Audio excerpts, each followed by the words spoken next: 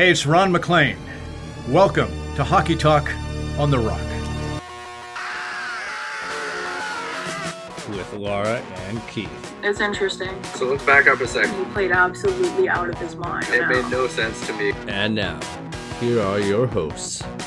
All right, we are back doing Hockey Talk on the Rock, episode 108, and we are on Sunday, December 15th, 2024. We haven't talked in a few weeks now. Stuff has happened. Thatcher Demko's back, JT Miller's back, Brock Besser's back. Brad Marchand is still living rent-free in the whole stadium's head for some reason. And the Canucks lost 5-1 last night. So maybe we start there. Yeah, so I mean, last night wasn't a very good night for being a Canucks fan. It brought back a whole lot of memories from 2011 and beyond. And I mean, we can talk about the whole year because now that it's almost Christmas, I feel like we have enough games to really kind of see the team for what they are. And I mean, on one hand, I say this, on the other hand, I do know they've been missing a lot of players.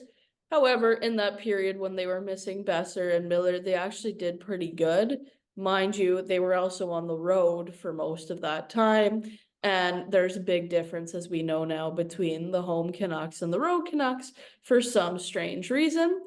I found in general last night was super depressing, mainly because of the game they played against Florida before, where they looked so good and so complete, and it was one of their best efforts. And then on Saturday to come out against Boston and to be that uninterested in playing was problematic. However, I will give one maybe possible excuse, which is the only thing that I can think of that might explain it, which is that maybe a lot of them have the flu. Because we know Lankinen's out and Forbert was out last night with the flu. It's possible that a bunch of them are fighting it, and that's why they look that bad. However, I don't completely buy that excuse, even said by me. I really don't like, they said on the broadcast last night, the Canucks this year have given up 27 goals in the first minute of a period. I don't know how that's possible, but that's insane when they've played, I think, 27 games. So it's basically one a game that you're giving up in the first minute of some period. And it really seems like they have struggled at times to find motivation to play as a group. So those are my negative thoughts, which really come mainly from the game last night. If we'd done this episode before last night, I would have been a lot more positive because of the Florida game. But it's been a really weird year because some games they've looked very like the Canucks of last year, and other games they've looked completely kind of uninterested, and I don't know. What are your thoughts on the Canucks? I mean, I'll buy your theory about the flu for last night. I'll buy into that. I'm not, it's that time of year. It seems like I feel like there's a lot more at play when it comes to they're trying to adjust the structure that they had hammered down last year.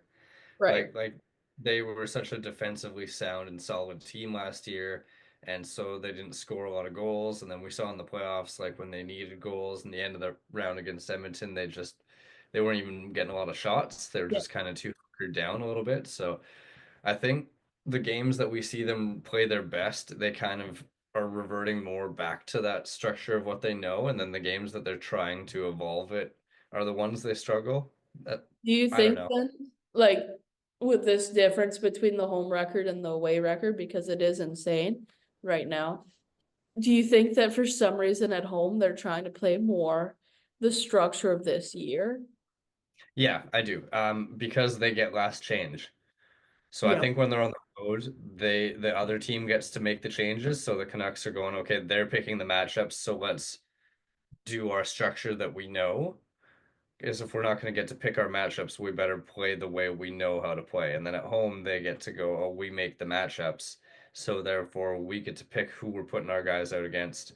And therefore, we are at the advantage. So therefore, we should be able to try to adjust to the new way. Yeah. I mean, I buy it. I buy Uh, it. I'm hopeful. if it's not that, I got nothing else, really. Yeah, because it's been really astonishing the difference between the two records. But on the positive note, Thatcher Demko is back and he looks pretty good.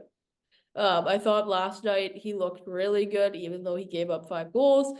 The Canucks were giving up, they weren't playing around him very well when he made some big saves, as well as the game he played earlier this week. So that's good. And then obviously Lankinen got the shutout against Florida in between. So it's nice to have that goaltending. And I think with that goaltending, the Canucks will be okay, basically. Yeah, they should be able to climb their way into the playoff spot, especially mostly healthy again. I mean, it's just feels like a matter of time that they're gonna do something on the blue line, bring in this year's Yeah. Zador. Like they can only talk about it for so long. And I mean, the other thing we can talk about with that too is it really feels like Hoglander is off the team. Like he knows he's going to be traded. We all know he's going to be traded. And it's just a matter of time before that happens. Yeah, and it's too bad too because they're selling low on a Yeah. guy who got 24 goals without Yeah. any goals last year, which is insane. Like, I think DeBrusque did he have 19 last year? Yeah.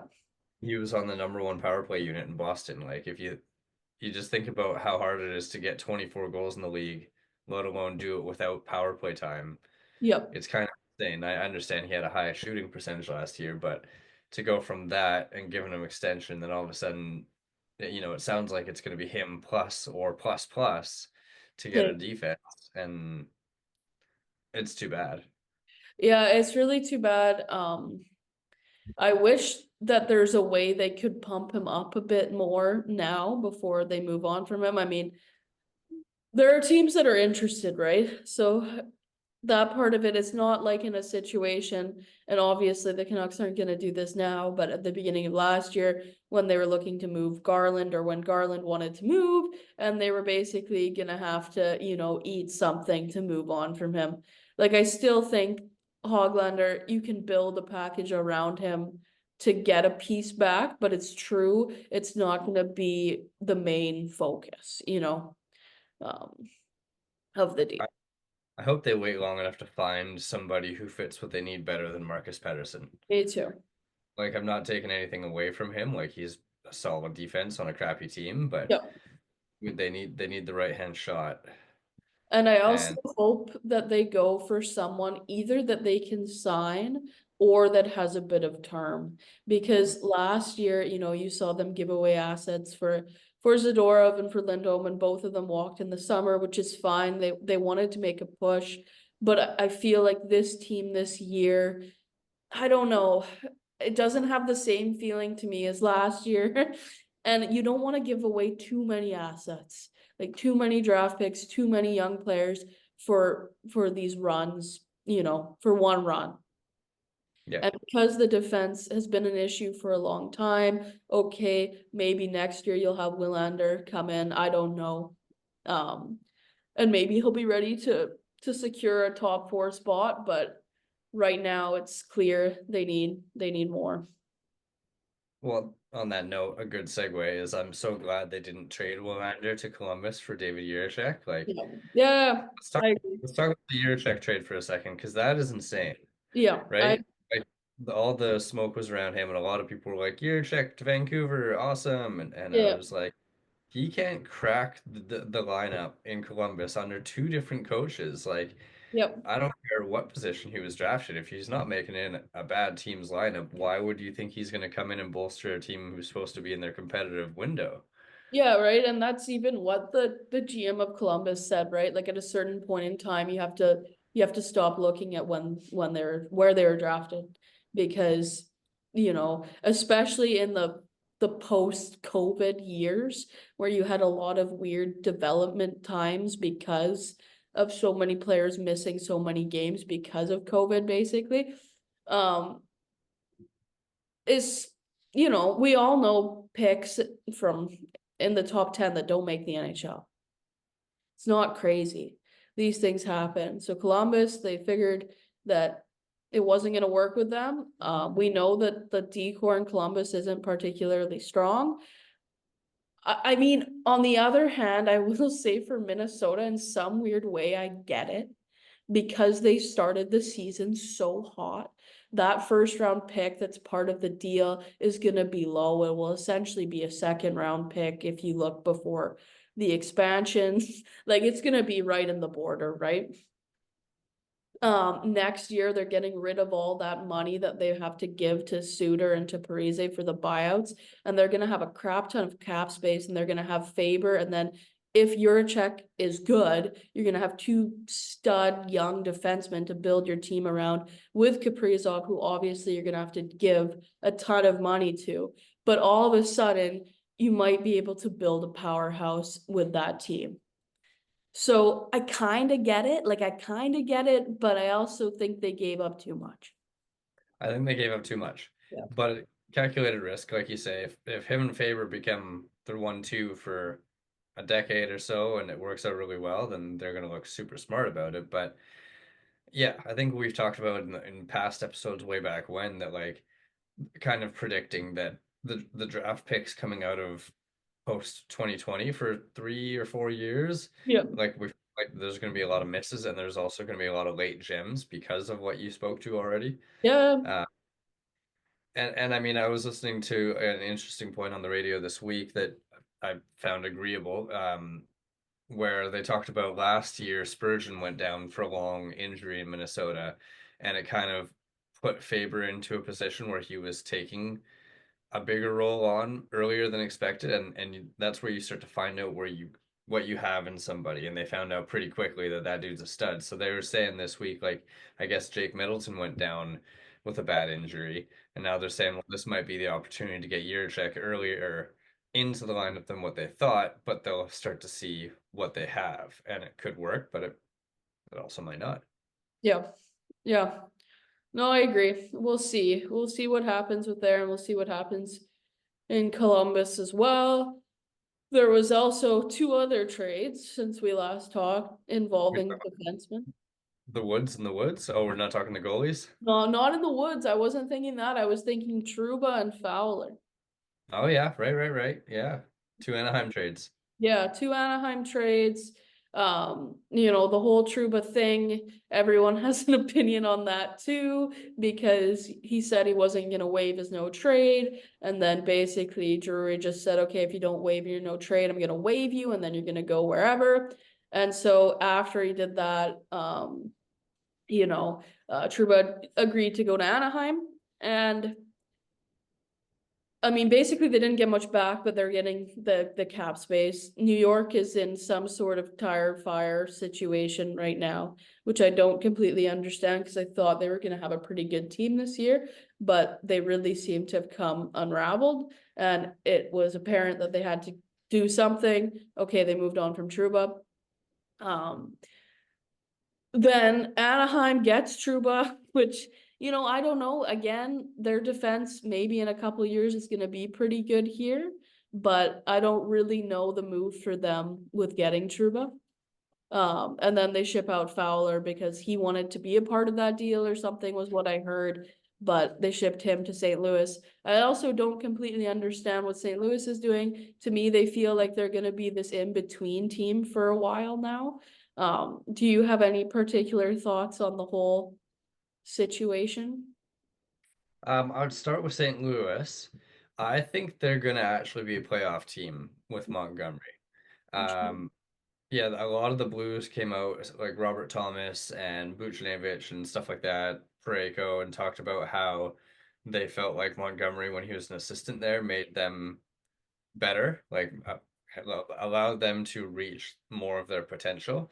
And so, like, in fantasy hockey, I've got a couple of those guys, and I was thinking about dropping Buchnevich and Thomas, and I was, well, let's just see how it goes with Montgomery, and they're certainly playing a lot better with him. And so we know they're not getting Krug back for the year. I feel like maybe they felt like they lost a little bit offensively when Broberg went down, so picking up Fowler is probably not a bad idea. And I No. mean, you were probably watching that Canucks Blues game the other night where ultimately Vancouver lost in overtime, but the guy that got sent down after the trade was Matt Kessel, and I noticed him a lot in that game, but not in Yeah. like a positive way. He was very noticeably like a weak link on the blue line, so Yeah. that makes sense to me if they're gonna make the push to go for it. Anaheim, I don't know. Trouba's leadership and ability to protect all their young guys, I guess. We have him But and Gudis now on the same right, defense. yeah, I don't know. yeah, yeah. I don't know. The knock on him in New York was like constantly his decision making in his own zone. So he's not going to help you keep the puck out of the net. But I guess it's the other tangibles they're looking at. And I mean, he's got another, pardon me, year left. So they can look at it like, well, next year at the deadline, we could trade him to a contender and maybe get back more than Yeah. what we got. So, I did hear like a rumor that maybe they would eat half of the contract and trade him now. Because at 4 million for Trouba, it's not bad, right? Like he'd be a decent bottom pair defenseman on a lot of teams. But at 8 million, he's too much. mhm. I don't know. Anyway, we'll see. It's true. Yeah. Don't love either of those trades for Anaheim. St. Louis, I like the trade. New York had to do something. I want them to trade Kreider because he needs to do something, and I'm stuck with him in one of my pools. Okay, A huge disappointment. Um, like you, I thought New York was going to be like President's Trophy Cup contender type team. I even think if we were to look back, which I'm never going to do, I might have picked New York Edmonton for the final this year. I know I picked Edmonton to win the cup. yeah, I think I picked New York for the final too. Oh, you know what? You did, and I picked New Jersey to be different. Okay, there you go. But But yeah, yeah, we're no, so they've been high. a big disappointment. Not So like I particularly care, but they have been a big disappointment. then the other team who made two trades since we last talked, let's talk about Colorado and the team of the Woods. Do they still have Miles Wood on their roster? Yes, yeah, they're all wood. They're It's all Wood. If they fire Bednar, they gotta hire Woodcroft. yeah, yeah. And first they traded Anunen and a late pick to Nashville for Wedgwood. Yeah. And then this week they traded Georgiev to San Jose plus a second and a prospect for Wow. Blackwood. So Yeah. they got all the wood in net. They obviously had to move on from Georgiev because he's been real disappointing. Yep. And my prediction is on a bum team like San Jose, he's going to play better now. Sure. Yeah, I can see it. No, I think Colorado did what they had to do. They realized that in net they didn't have the goalies to compete, and so they went out and they got two that, you know, can be basically a tandem for them. I don't think that you're gonna see Blackwood play like 75% of the starts. I think it's gonna be pretty 50-50. That's the feeling I get. And I think in that situation, both of those goalies can be effective. I know that the fancy stats love Blackwood, so we'll see how he does now that he's on a better team. I still don't think Colorado has the same depth that they did at all when they won the cup. I think that they're still in a bit of a battle, but for sure they made a good decision. And I believe even though they retained money on Gorgiev, they actually still altogether saved some cap space in the Yeah. deal. So that's also big for them because they were super pressed against the cap. Yeah, and yeah, they're clearly not getting Landeskog back. Like that's No, my impression of the whole situation is he's done. yeah, I think so Like, too. I don't think we're gonna see him ever back, and it's too bad, but it is what it is. At least Yeah, they'll have some clarity in the organization, I guess. yeah, for sure. For sure. Yeah, a And yeah, couple we of see them on Tuesday, yeah, and or Monday. yeah, The Canucks. And so that will be a big test because both McKinnon and Rantanen have had like super starts to the year. So for the team, shutting those two guys down, we'll see how it goes. mm-hmm. Yeah. Anything else we can talk about? I mean, Winnipeg's come back down to earth. Yep.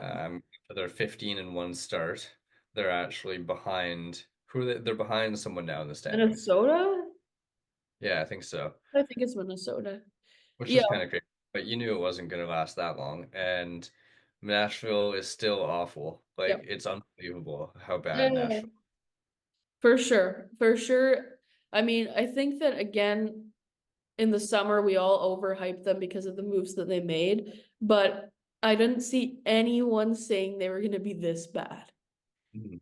Like it is pretty unbelievable. And so we'll see what they do if they start to move on from some players here or what, if they fire the coach, but I don't know. What do you think Nashville's gonna do? Okay, so I mean, they moved on from Fabro, who they just put on waivers. Then they traded, I think it was Tomasino to Yep, Pittsburgh. So they've done fringe moves. Everything I've heard is Barry Trotz doesn't want to fire Brunette because he knows it's more of a roster construction thing, therefore it's him. sure. But I have also heard from a few like smaller sources, and again, this is me just being a dude listen to the radio, but Yeah, that they feel like there's potential because it's on him as the roster construction guy that he might move on from Brunette and hop behind the bench for the rest of the year interesting. so he can get the real feel for who What's going he's what they can do and if he can help them turn around. If not, then he really knows like, okay, this is definitely on me and I've got to move these guys out or this guy out or whatever. Yeah. That would be interesting to keep an eye on. Um, yeah. Yeah, we'll keep an eye on Nashville, but I mean, last year they started awful too, and then they climbed back and made the playoffs, but I don't think it's gonna happen this year, personally.